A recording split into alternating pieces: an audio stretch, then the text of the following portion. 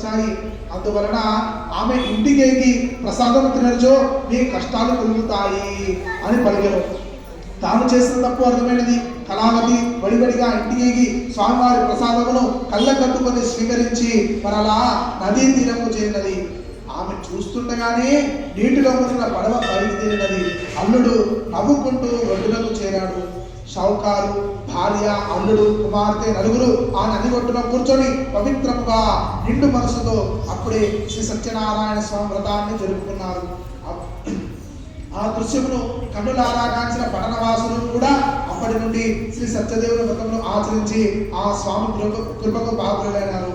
ఆ విధముగా సత్యదేవుని వ్రతము ద్వారా అన్ని కష్టముల నుండి విముక్తి పొందిన షౌకారి కుటుంబము ప్రతి పౌర్ణమికి సంక్రాంతికి శ్రీ సత్యదేవుని వ్రతం ఆచరించి ఇహమంటూ సర్వ సౌఖ్యములు పొంది అంతిమున సత్యదేవునిలో ఐక్యమైంది. ఇది శ్రీ స్కాందపురాణ నిర్వాహకాండే సత్యనారాయణ వ్రతగదాయా చతుర్థోధ్యాయ సమాప్తః. బోలో రమాసహిత సత్యనారాయణ స్వామి భగవాన్ కీ జై.